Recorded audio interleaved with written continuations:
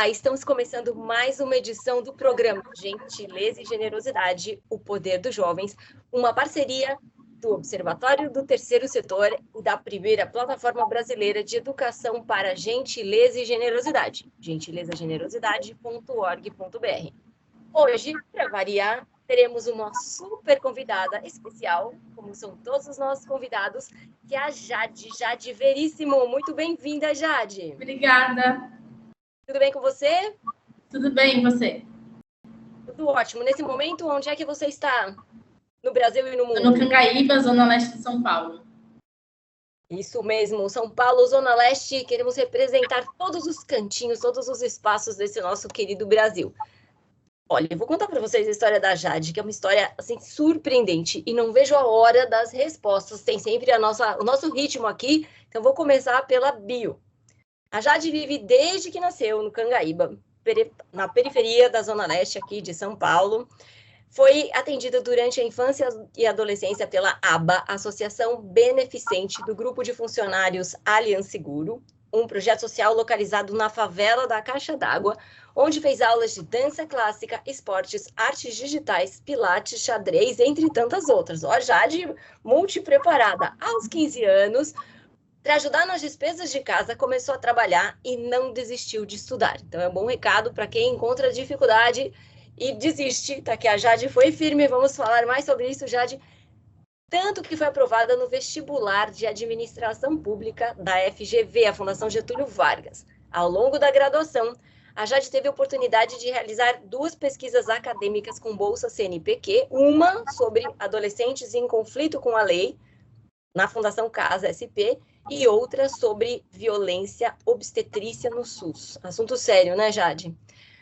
Com isso, coordenou alunos também, né, no cursinho popular da FGV, entre outras inúmeras atividades. Aqui, em 2022, foi aprovada no programa Aspire Leaders Program, tá certo isso? E em 2024 foi aprovada no programa AdaptaJuve do Greenpeace Brasil, em parceria com o Clima de Eleição, atuando com pautas relacionadas às mudanças climáticas e justiça climática, e no Renova BR em 2024, entre principais, né, que está assim hoje entre os principais movimentos de preparação política do Brasil. Também formalizou o Pontes para o Amanhã, que está em andamento desde 2021, e conecta adolescentes com oportunidades de emprego e bolsas de estudo. Jade, que história incrível para... É isso? 22 anos? 22 anos. Uau, muito bom. Eu vou começar com o nosso tradicional ping-pong e já mando para você. O que significa gentileza, Jade? E quem é a pessoa mais gentil que você conhece? Gentileza, para mim, significa o cuidado cotidiano. E a pessoa mais gentil que eu conheço... eu falo que é o Hernani, o inspetor da faculdade que eu estudo, porque todo dia ele me pergunta se eu tô bem e todo dia ele me dá bom dia quando eu passo por lá. Hernani, então tá aqui, ó. Bom dia, boa tarde, boa noite para você. Hernani. Que bom, e continue sendo assim, continue sendo gentil. Que isso é o cuidado cotidiano. Muito bonito. E, Jade, o que significa generosidade? Quem é a pessoa mais generosa que você conhece? Eu entendo que generosidade é uma virtude e é quando a pessoa ela faz algo sem esperar alguma coisa em troca. E eu não consigo elencar uma pessoa para ser a mais generosa que eu conheço. Então, aqui eu coloco todas as pessoas que doaram na minha vaquinha para que eu pudesse continuar estudando. Todas as pessoas da vaquinha, então, aqui, ó, junto com a Jade, nosso agradecimento. São gestos como esses que mudam vidas e vidas que mudam mundos. Muito bom. Agora vamos para a nossa prática dar, receber, ressignificar, contribuir. Um gesto de gentileza que você recebeu e que marcou sua vida. E um gesto de gentileza que você praticou, que certamente marcou a vida da outra pessoa, mas que marcou a sua vida também. Acho que nessa linha do cuidado cotidiano, quando eu fui aprovada na FGV e precisei fazer uma vaquinha para poder estudar, estava com muito medo de colocar essa vaquinha na internet. E foi a ligação de uma amiga que me tranquilizou e me deu coragem de seguir em frente. Então, o cuidado dela cotidiano comigo da ligação fez toda a diferença e marcou a minha vida. E que eu pratiquei, eu acredito que tenha sido ano passado, em 2023, quando em uma semana arrecadei com meus amigos da faculdade mesmo R$1.000 para a gente comprar sacos de dormir para crianças em situação de rua, ali na região da Praça da Sé. A Jade é rápida, hein, Jade? Já viu o desafio, já foi lá, já conectou e já faz. Dá para ver que não tem dificuldade, não tem tempo fechado com você. Só vai, né? É. Só vai. E o gesto de generosidade que você recebeu e marcou sua vida, e que você praticou e que marcou sua vida também. Eu vou seguir na linha dos doadores da vaquinha, porque foram mais de 360 pessoas que doaram nessa vaquinha online para que eu pudesse continuar estudando, sem esperar nada em troca, e isso marcou completamente, mudou a minha vida, porque foi a partir disso que eu tive oportunidades, e eu acredito que algo que eu pratiquei como generosidade seja pontos para amanhã mesmo. Então, mobilizar ali de 30 a 40 voluntários para fazer ação de empregabilidade em comunidades nas periferias de São Paulo é um desafio, mas é um desafio muito gostoso e é uma prática de generosidade em grupo, né? Então, sozinho é muito mais difícil, em grupo a gente compartilha sonhos e desafios e fica muito mais fácil. Jade, que energia transformadora. A gente usa sempre a expressão sócio-transformador. Para além daquela questão socioemocional, que às vezes você até diagnostica, identifica algo sócio-transformador, vai lá e faz. Vai lá e faz e dá o exemplo. Muito maravilhoso. E a todos que colaboraram também com a vaquinha aí, mais um reforço da importância, esse reconhecimento também, né? Porque às vezes a pessoa não ganha nada em troca, mas um reconhecimento desses é extremamente valioso, extremamente valoroso. Complete a frase. O Brasil seria um país mais gentil e generoso se a gente acabasse com a desigualdade de acesso à oportunidade. É um assunto muito sério, né? Desigualdade de acesso, porque as pessoas vão direto na renda, desigualdade econômica, desigualdade, quando, na verdade, antes disso, tem acesso, né? Se você não tem acesso às oportunidades, certamente você fica em desvantagem. Não é impossível, mas eu diria que é bem mais difícil, não? Bem mais difícil. Gentileza e generosidade têm o poder de transformar vidas e mudar trajetória. Mudar trajetórias, transformar vidas, mudar trajetórias. Muito bom. Recentemente, a gente fez uma pesquisa chamada 3 Coisas que eu quero melhorar no mundo. A pesquisa já está na 4ª edição e a gente tem mapeado o que pensam as crianças e jovens, porque eu diria que são um público, né, compõem um público muito importante, mas que fica esquecido. E normalmente as pessoas tratam crianças e jovens também como consumidores e não como cidadãos. Então, queremos trazer você para a sua opinião. Quais são as 3 coisas que você gostaria de mudar no mundo, Jade? Nossa, no mundo, tá. Acho que a capacidade de dialogar, porque acho que a gente entrou numa onda de extremos, e isso não só no Brasil, mas uma onda de polarização, assim. Então, a capacidade de dialogar para a gente encontrar a paz, e não acho que vamos concordar em tudo, não é sobre isso, mas de dialogar com respeito e ter moderação nas falas. Então, é algo que, mundialmente falando, acredito que a gente está precisando. O segundo, a democratização do direito de sonhar, e acho que ao longo dessa conversa a gente vai trabalhar bastante em cima disso. Então, do CEP das pessoas não limitar o sonho delas e a condição financeira não ser um empecilho para a realização desses sonhos, para a concretização desses sonhos, e a erradicação da pobreza, para as pessoas terem uma vida digna. Porque se a pessoa está com fome, ela não consegue sonhar e não consegue traçar planos de um futuro melhor. Que maravilha, Jade. Especialmente esse ponto que você traz da democratização do dinheiro, do direito de sonhar, né? Não há acesso a dinheiro, não há acesso à educação se você se vê impedido de ter sonhos, se você se vê impedido de conquistas, de oportunidades. É muito sério isso.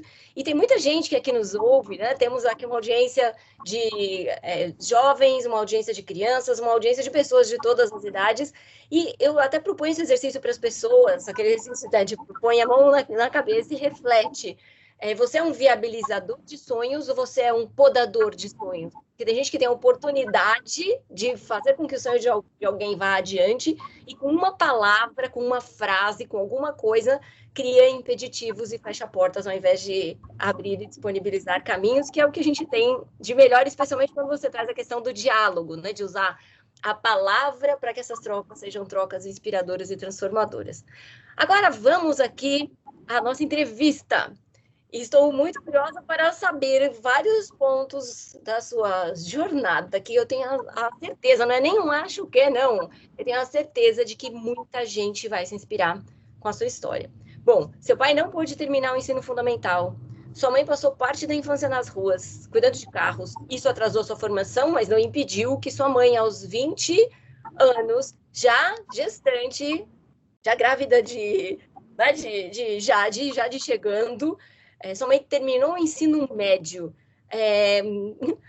Quando você fala de envolvimento com a educação precoce, esse daí é um excelente exemplo, já na barriga da mamãe, já estava lá super conectada. Como é que foi isso? Né? Como é que é sentir essa, eu diria que é uma energia, uns poderiam chamar de carga, não é carga, como é que é sentir essa energia de querer fazer e conseguir? Eu brinco bastante com isso, que meu primeiro contato com sala de aula foi na barriga da minha mãe, então não tive para onde fugir. Meus pais, eles tiveram acesso à educação muito restrito, mas eles sempre enfatizaram que na nossa casa a educação era uma prioridade, mais do que isso era um privilégio, porque como você falou, a minha mãe passou parte da infância cuidando de carro na rua, parte da adolescência cuidando de casas de família, então isso atrasou muito a formação escolar dela, e ela não teve o privilégio de estar na sala de aula na idade regular. Então, eu entendia desde muito pequena assim, o quanto eu poder estudar era um privilégio, dado que tinham crianças da mesma idade que eu, que ainda estavam na realidade da minha mãe, estavam presas ainda em um passado de 30 anos, e as famílias não tinham saído dessa situação ainda de extrema vulnerabilidade, né? Então, eu entendi muito cedo que era um privilégio, assim, a educação, eu me apaixonei. A minha mãe, ela me ensinou a ler quando eu tinha 5 anos de idade, então, todo dia ela pegava letrinhas de EVA e me ensinava a ler, minha maior incentivadora nos estudos.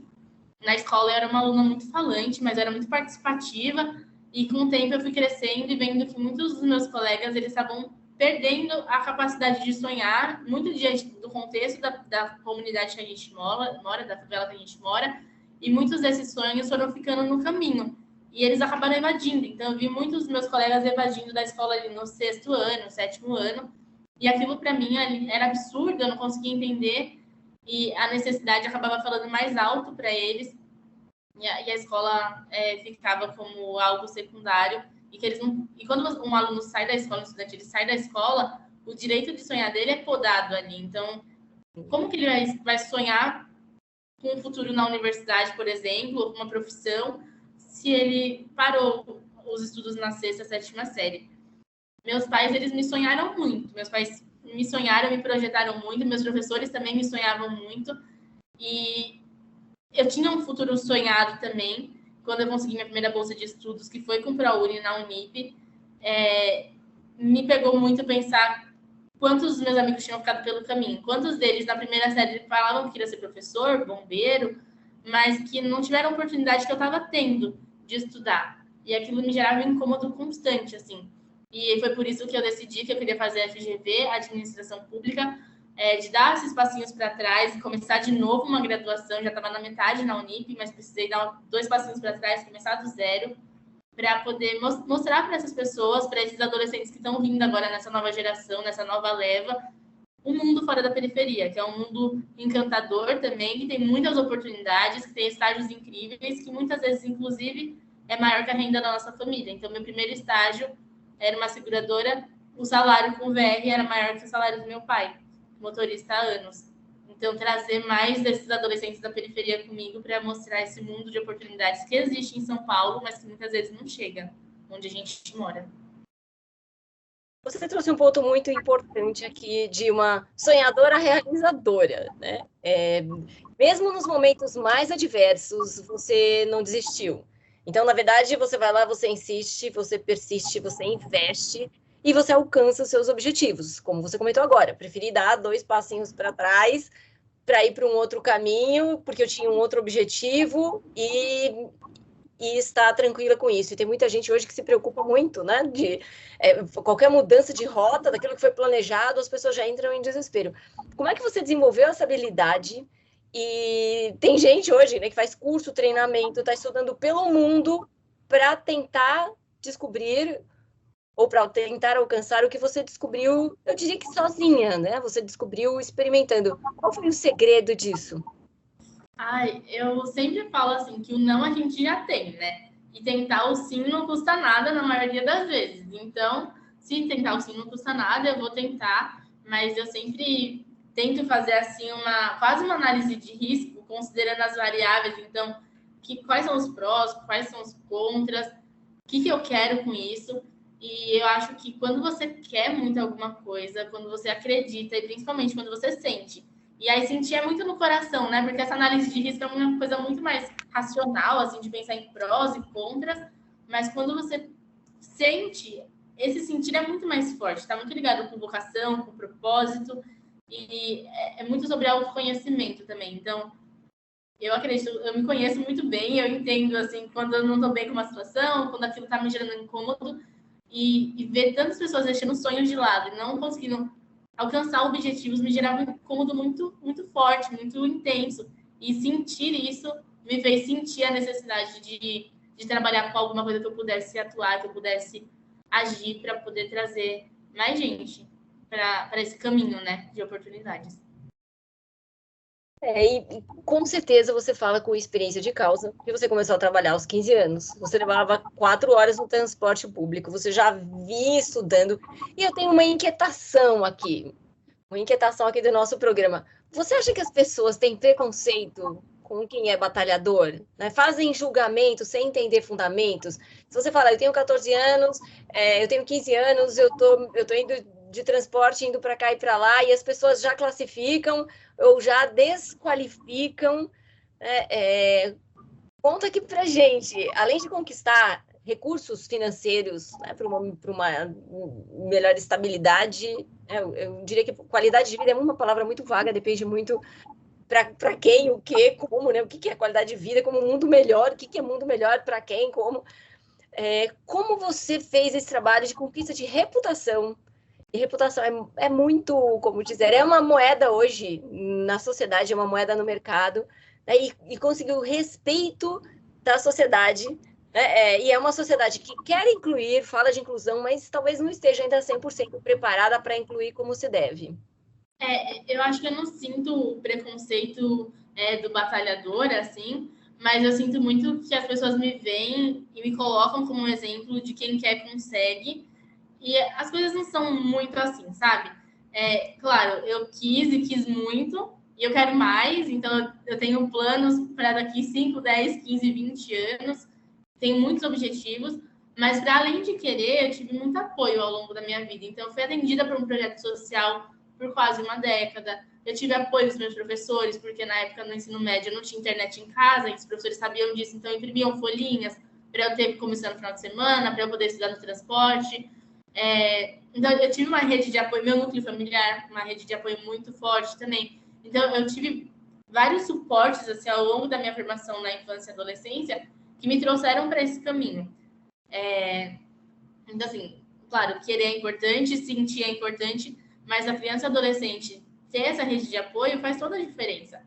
Porque é o que a gente precisa para poder construir nosso caminho, construir nossa trajetória. Muitos dos meus vizinhos, dos meus colegas, eles não tiveram essas oportunidades nem no projeto social, muitas vezes de ter um núcleo familiar. Então, eu conheço adolescentes pessoalmente que o pai estava preso, a mãe tinha problema com droga, esse adolescente ficava sozinho em casa com os irmãos mais novos. Então, é um contexto muito diferente, mesmo sendo o mesmo território geográfico, são desigualdades que permeiam uma comunidade e a gente precisa entender a desigualdade dentro da favela. Então, não é porque os moradores de favela são todos iguais. Não, eu tive alguns privilégios, eu posso dizer assim, de apoio de professores, de uma escola, de um projeto social, de uma família que me apoiaram para eu poder construir minha trajetória. E sobre credibilidade, construir reputação, eu acredito que a capacidade de dialogar é importante. Então, você colocar a sua história, a sua trajetória, e foi isso que eu fiz desde antes da vaquinha, mas principalmente na época da vaquinha. E para o pós-vaquinha, eu acredito que prestar contas. Então, eu recebi um dinheiro dessas pessoas para pagar os meus estudos, e semestralmente eu coloco comprovante de pagamento no meu Instagram. Então, tem um link para um drive que eu conto tudo que eu fiz no semestre, coloco todos os comprovantes de pagamento com as notas do semestre. Então, ter responsabilidade com o dinheiro das pessoas, né? Não era um dinheiro meu, as pessoas me doaram isso com o objetivo, e hoje eu acredito que o mínimo que eu posso fazer é prestar contas de como o dinheiro dessas pessoas está sendo usado e de como estou me desempenhando na vida acadêmica. Que incrível, Jade. Assim, é surpreendente ouvir, porque tem muita estrutura gigante, muita instituição que recebe recursos, e um monte de história que não vamos nem entrar em detalhes aqui, que a gente entraria em questões de governança, em questões de compliance, em questões de ética, e que não tem, como dizer, uma parcela pequena da sua forma de conduta. E acredito que a atitude diz muito sobre quem é. Imagine fazer prestação de contas espontânea, porque ninguém te cobrou disso, né? Certeza que ninguém falou. Me diga, as pessoas doaram, acreditando, confiando, especialmente confiando, é a melhor palavra aqui, confiando em você e entendendo que, ao te apoiar, essa é uma forma de apoiar você e outros tantos jovens. Então, que espetáculo, que atitude maravilhosa. Quem quiser te acompanhar nas redes sociais, conta aqui por onde as pessoas seguem. É Jade Veríssimo. Jade Veríssimo, gente, marca aí @Jade Veríssimo. Para quem está chegando agora aqui, acompanhando a gente, estou conversando com a Jade Veríssimo, que tem uma história incrível. Vai responder agora uma pergunta especial, né? Nessa parte de rede de apoio, isso é muito importante. A rede de apoio é importante e valorizar a rede de apoio também é importante, porque tem gente que é ajudado, mas não tem aquela consciência da troca, né? do dar, receber, ressignificar, contribuir, da mutualidade, da reciprocidade. Então, você citou aqui a Associação Beneficente do Grupo de Funcionários da Allianz Seguros, você citou vários professores, você falou das pessoas que te ajudaram na vaquinha para pagar uma universidade particular, a sua vaquinha virtual. Gostaria de te ouvir mais sobre como redes de apoio mudam vidas e também saber se todo mundo pode ter essa oportunidade. Eu sempre pergunto aqui para os meus entrevistados, você se vê como uma exceção? Ou todo mundo, você até falou, tive certos privilégios, porque dentro, né, se você está numa favela, tem nem tudo, em qualquer lugar, né, na favela ou no palácio, onde quer que a gente esteja, numa sala de aula da pré-escola, né, da educação infantil, você tem pessoas que aparentemente fazem parte de um grupo, mas que têm histórias distintas e têm formas de ver o mundo completamente distintas, não tem como a gente igualar. Mas você acha que é para poucos que sabem pedir? Porque tem muita gente que está aí e não acessou uma rede de apoio porque não sabia que podia pedir ajuda, não sabia que podia se apoiar. E queria que você contasse um pouco aqui sobre a sua experiência com outros amigos, com outros colegas. Você citou que muita gente ficou pelo caminho, que sonhava em ser bombeiro, professor, uma série de coisas. Como é que isso acontece? Eu acredito que eu tive oportunidades que nem todas as pessoas têm. Então, ser atendida por um projeto social por quase uma década, ter aula de pilates, por exemplo, ter aula de audiovisual, foram ferramentas. Eu tive uma aula de habilidades socioemocionais dos 7 aos 15 anos. Então, assim, foi um longo período ali de desenvolvimento nesse projeto social que me preparou para a vida adulta, que me preparou para o mercado de trabalho, que me preparou para assumir uma posição de jovem aprendiz, uma posição de estágio posteriormente, que muitos dos meus colegas da comunidade não tiveram. Então, eu acredito que sim, eu tive oportunidades que outras pessoas na comunidade não têm. Eu já te falei um pouco da rede de apoio, né, no sentido familiar, no comecinho, e acho que isso fez toda a diferença também, dos professores e tudo mais. Mas sabe que quando eu passei na FGV e falei que ia fazer vaquinha, uma amiga minha virou e falou assim, mas você não tem vergonha? Aí eu falei, vergonha? Ela, mas por quê? Ué, você vai pedir dinheiro para as pessoas? Aí eu falei, não, mas eu vou pedir ajuda para poder estudar, porque eu não posso deixar esse sonho de lado, esse propósito. Eu sei o que eu tô fazendo, eu sei o porquê eu tô fazendo. E se desse errado, eu sabia para onde eu seguir. Tinha um plano de ação caso desse errado também. Mas eu acreditava fielmente que ia dar certo. Mas se por acaso desse errado, eu tinha como recalcular a rota e voltar para o caminho que eu estava trilhando ali. Não ia ser um grande problema. Mas quando a gente acredita muito no nosso propósito, acho que quando a gente realmente reconhece um propósito, uma vocação, são poucas as coisas que podem parar, sabe? São poucas as coisas que vão me intimidar. E a vergonha, de fato, não vai ser uma dessas coisas, porque dentre tantas coisas, a vergonha é a menor delas. Então, eu falei para essa amiga, não tenho vergonha. E quem não puder ajudar, eu sei que vai compartilhar, eu sei que vai ficar pensando na história, e que muita gente vai se identificar com isso, de ter tido um sonho que não tinha condições de arcar, que não tinha condições de financiar. E a vaquinha, sem dúvida, foi um sucesso. Muita gente eu conheci por meio da vaquinha, E na outra pergunta você até falou sobre as pessoas não me cobrarem essa prestação de contas, e não teve realmente uma cobrança. Eu fiz isso desde o primeiro semestre, e eu lembro que quando eu mandei da primeira vez, muita gente falou, nossa, eu não estava esperando, que legal. E a gente construiu uma relação de amizade, assim, com muitas dessas pessoas, de perguntarem como eu tô, se eu estou precisando de alguma coisa, e me acompanharem, assim, muito de perto. Então, construí uma família da vaquinha, que no final me rendeu muitos bons amigos. E é muito importante a gente saber pedir ajuda.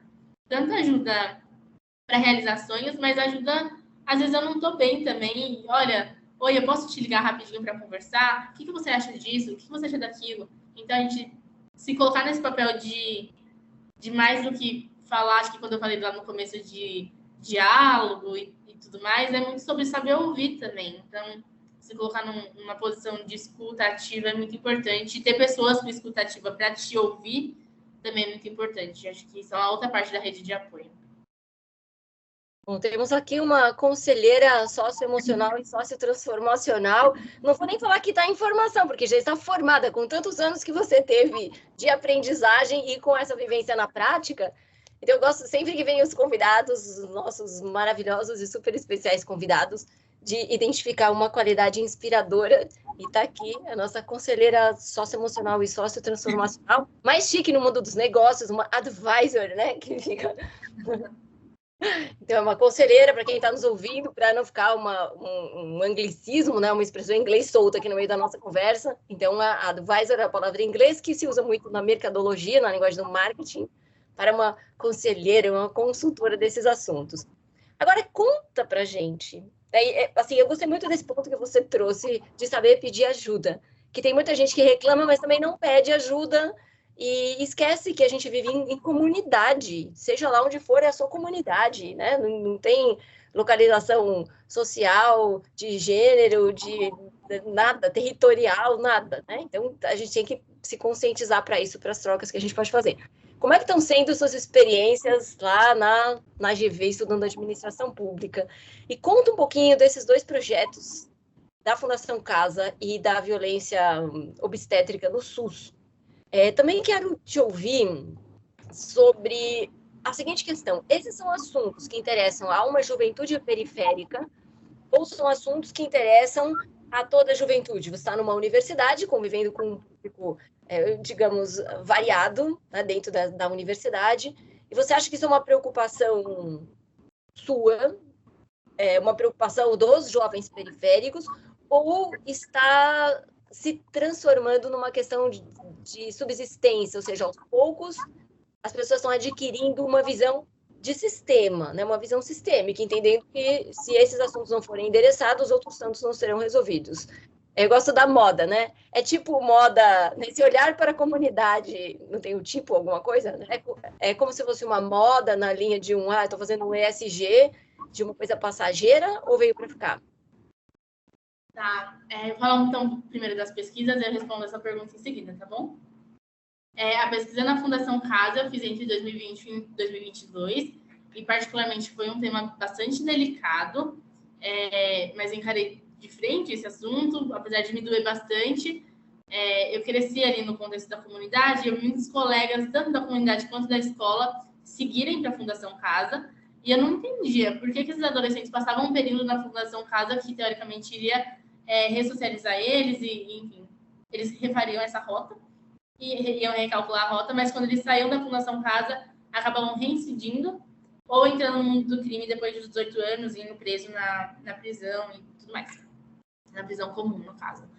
E aquilo me gerava incômodo, assim, eu não conseguia entender qual que era o problema dessa política pública. Tinha um problema? Qual que era? O que estava acontecendo? Então, eu queria estudar sobre isso, e aí foi quando eu consegui a bolsa do CNPq, e comecei a fazer pesquisa na Fundação Casa, pude visitar, pude conhecer o instrumento, conhecer gestor público que responsável pelo instrumento, né? Então, entender a parte mais burocrática também da Fundação Casa. Foi um desafio, mas foi um desafio superado. Encarei ali, consegui conversar com os adolescentes, entender, não tudo, porque é um assunto muito complexo, é um tema muito complexo, mas foi muito chocante ver tantas meninas, principalmente quando eu fui na feminina, tantas meninas com histórias parecidas com a minha em muitas coisas, mas que seguiram por esse caminho. Então, foi uma pesquisa dura de fazer. mas que o meu desejo ali dentro, por conectar jovens da periferia com oportunidade de bolsa de estudo e mercado de trabalho, só aumentou. Então, intensificou o meu desejo de continuar trabalhando por política pública, trabalhando com bolsa de estudo e com o objetivo, a missão de levar informação mesmo para esses adolescentes. Conheci muitas ONGs sérias também nesse período, que trabalham com esses adolescentes, e quando ela sai, então, tem histórias de meninas que saíram da Fundação Casa e ingressaram na universidade com apoio dessas ONGs. Então, são histórias muito legais, assim. Então, tive a oportunidade de conhecer esses atores também, que, para além do Estado, trabalham, né, com esse público em conflito com a lei. A pesquisa da Fundação Casa, da violência obstétrica, foi em 2022, 2023. Ela foi também um tema muito sensível, e aí eu pude entender um pouco mais sobre a atuação de profissionais da linha de frente em casos de violência e violação de direito, basicamente. E as duas foram experiências interessantes, cada uma no seu campo, né, que são campos muito diferentes de estudo, mas foram pesquisas interessantes. Eu acredito que essas temáticas, elas interessam muito aos estudantes do meu curso, né, de administração pública. Não acho que são todos os estudantes da minha faculdade que vão se interessar por esses temas, mas em administração pública uma parcela considerável se interessa.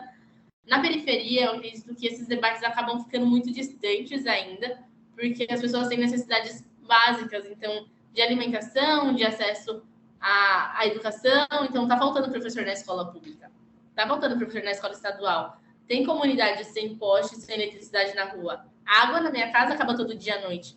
Como que a gente ia colocar... Como as pessoas vão pensar sobre por que a Fundação Casa não está dando certo ou se ela está dando certo, ou sobre violência obstétrica. Então, eu acredito que são debates muito distantes, que não chegam muitas vezes onde eu moro, porque as pessoas elas têm necessidades urgentes. Então, eu preciso de um poste na rua da minha casa, eu preciso ter água para o meu filho beber à noite. Então, eu acredito que não seja do interesse, mas não é necessidade básica, sabe? Então, acho que fica meio em segundo plano essas discussões. E sobre ser uma moda no mercado, eu não sei se uma moda, mas acho que as pessoas entenderam que se trata de uma necessidade. Que a gente só vai evoluir enquanto sociedade e evoluir até economicamente, enquanto São Paulo, pensando em projetos de cidade, pensando em empresas, quando a gente tiver educação digna, quando a gente tiver garantir uma vida digna para as pessoas, porque assim elas vão poder sonhar, vão poder entrar na universidade, vão conquistar empregos melhores, ter salários melhores, e a gente consegue interromper todo um ciclo de pobreza.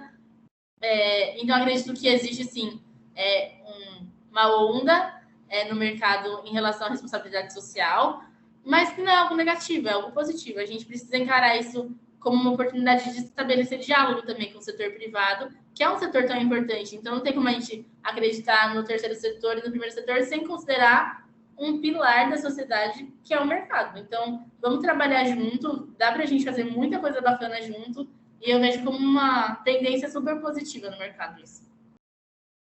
Excelente colocação da nossa advisor, sócio-transformadora. Muito bom, Jade. E é importante a gente esclarecer e falar sobre isso, porque, assim como eu trago a questão para você, tem muita gente que fala, mas isso é modinha. Agora está todo mundo olhando para neutralização de carbono, para a pegada... E aí começam a surgir questões que chamam a atenção, na verdade... há um foco para uma outra questão e todo mundo começa a fazer e multiplicar. E quando você traz essa colocação, né, é uma onda, mas é uma onda positiva. Que bom que outras ondas surjam assim, para que as pessoas se reúnam e comecem a falar sobre. É mais importante falar sobre algo, dar atenção, do que deixar completamente de lado. Você coordenou o curso do Cursinho Popular da GV, né? Participa de vários programas sociais, atua no Pontes para Amanhã. E você mencionou essa sensação, né, de mencionar a sensação, nada, você coloca em prática, e diria que é uma questão rara. Gostaríamos todos que fosse mais corriqueiro, que fosse mais naturalizado, né? Esse nível de consciência raro de saber retribuir a generosidade recebida. E é magnífico, você está oferecendo o seu tempo e energia para ser uma agente sócio-transformadora do mundo. Conta um pouquinho a sua sensação, porque eu tenho não é nenhum acho, é de novo uma certeza. Eu tenho a certeza de que muita gente vai te ouvir agora e vai falar: é, eu posso tanto ajudar quanto ser ajudado, mas entender que uma vez que a gente está dentro desse circuito, nós podemos contribuir, nós podemos nos voluntariar, nós podemos trocar, porque está todo mundo em conjunto. O que você pensa sobre isso para a gente inspirar essa turma aí que está precisando de ânimo, está precisando de boas causas para fazer a diferença e ter mais gente nisso? Eu acredito que é uma sensação muito de construir oportunidades, levar oportunidades semelhantes às que eu tive para as pessoas. Então, eu tive oportunidades que transformaram a minha vida, que estão transformando a vida da minha família. Então, transformando as gerações que estão por vir. Então, os meus primos, eu tenho, não contei para vocês, mas eu tenho 38 primos de primeiro grau. São muitos primos. Eu tenho muitos tios também. Então, ser a primeira família a ingressar no ensino superior mudou um pouco a lógica ali da família. Então, eu tenho primos mais novos que eu, agora com 13, 12 anos, que falam: Jade, eu queria saber mais como... Teve uma menina que esses dias me procurou na rua da minha avó e falou: quero ser dentista, tem bolsa de estudo para isso? Falei: tem, Lulu, vamos conversar sobre isso. Então, você vê a lógica na família mudando, a lógica na comunidade de alguma forma também mudando. É um impacto social que, se você olhar para o todo, parece pequeno, mas é uma vida já é uma família que vai ser impactada. Então, essa menina entrando numa universidade de odontologia com uma bolsa de estudo, ela muda toda a lógica da família dela. Então, é um de cada vez, uma família de cada vez, mas a gente vai alcançar muita gente. É uma sensação de... A educação realmente é transformadora, e eu sei que parece clichê, mas quando a gente vive isso na pele e vive isso na prática, é o que me motiva todo dia a falar: nossa, eu acredito sim numa São Paulo melhor, numa São Paulo para todos, sabe? Então, que a USP seja para todos, que as universidades federais sejam para todos, que a gente consiga levar isso para esses adolescentes, para essas crianças, de uma forma não distante, não que eu seja fora da curva. Não quero mais que as pessoas olhem para mim e falem assim: nossa, ela é fora da curva, olha só, saiu da escola pública. Não, gente, não pode ser fora da curva. As pessoas... Vai ser cada vez mais natural. Então, vamos formar médicos, advogados, dentistas, bombeiros, professores, todos vindos da escola pública. Para isso, eles precisam de oportunidade. E, trazendo um pouco da sua fala, eu acredito muito na união dos setores. Eu sei que parece utópico, mas existem organizações do terceiro setor que eu admiro muito, que estão fazendo isso, e a gente vê o quanto dá certo. O quanto as pessoas, independente de se é uma onda, se é por marketing ou não, é importante a gente fazer. Então, hoje, sentar e falar: o que eu posso fazer para gerar impacto social? E dentro da realidade de cada um, por menor que pareça, todo mundo pode fazer alguma coisa. Que espetáculo, Jade. Bom, foi uma aula, o que eu posso dizer aqui. Quantos conhecimentos e ensinamentos você compartilhou? Vou trazer aqui uma recapitulação. Adorei quando você falou de uma análise de risco, e esse risco do coração, que não estou falando só de números e de métricas e de estatísticas, né, mas uma análise de riscos para ver quais são as variáveis de algo que a gente sente. E, por vezes, essa visão tão financista, mercadológica das coisas, a gente acaba colocando tudo em gráficos como se tudo fosse uma percepção numérica, mas é tradição de toda uma cultura, toda uma estrutura. Então, vocação, propósito, autoconhecimento, e quem não mergulhou nisso, é só mergulhar, é só a gente olhar para dentro, tá bem mais perto do que a gente imagina. Não é fácil, mas não é impossível, né? Olha para você, né, e pensa qual é o seu papel no mundo, como a Jade fez esse questionamento e que transformação na sua vida, e já a certeza de quantas vidas você transformou e quantas vidas você vai transformar. A importância da rede de apoio, entendendo que a rede de apoio familiar já é um começo, né? E tem muita gente que fala: mas eu não tenho apoio da minha família. Então, busque redes, conecte-se. Né? O conectar é um ato que parte da gente. A gente pode ser conectado numa rede, mas a gente também pode se conectar. Então, pesquise, procure, né? Veja oportunidades que você tem por aí. Essa habilidade, a capacidade de recalcular rotas, que é muito bom. Então, tem plano A, plano B, plano C, recalcula. Tem gente que acabou, não deu certo a vaquinha, e acabou o mundo. Pensa numa outra alternativa, sempre tem para quem quer. E você disse até aqui: quando reconhecemos nosso propósito, são poucas as coisas que podem nos parar. Essa é uma frase maravilhosa também, né, de inspiração. A questão de, por vezes, temos que tratar de temas delicados e sensíveis, como você fez, você foi lá a campo, o tema é delicado, o tema é sensível, mas ele existe, né? ficar tratando só das coisas boas e que já estão resolvidas, talvez a gente não consiga fazer muita mudança. E refletir, especialmente quem exige a transformação dos outros, sobre a questão em que nível de necessidade as pessoas estão, né? Você falou a questão da necessidade básica e a questão de não impedir ninguém de sonhar. Todo mundo pode sonhar, todo mundo tem direito ao sonho. A questão de lógica mudando, para concluir, e todo mundo pode ser um transformador, né? Todo mundo pode fazer a mudança de lógica. Tem uma frase, alguma palavra de inspiração, Jade, que você queira deixar aqui para a nossa querida audiência? Tem uma frase que eu gosto muito que fala que viver é ser útil ao outro. E eu acredito muito nisso. A vida vai passar, a gente vai deixar muita coisa aqui, mas o que a gente fez, o que a gente falou, às vezes uma ligação, que foi o que eu recebi de uma amiga, é o que marca e para mim é o que faz sentido hoje. Muita inspiração e muita gratidão, Jade. Já aproveito aqui para fazer nossa cerimônia de transformar. Você já é, né? Mas está aqui uma embaixadora da educação para gentileza e generosidade, uma inspiradora, imensamente gratos em nome do Observatório do Terceiro Setor e da Educação para Gentileza e Generosidade por seu tempo, por sua gentileza e por sua generosidade. Muito sucesso e pode anotar aí que você volta em breve. Queremos te acompanhar, ver suas novidades. Imensamente grata. Muito obrigada.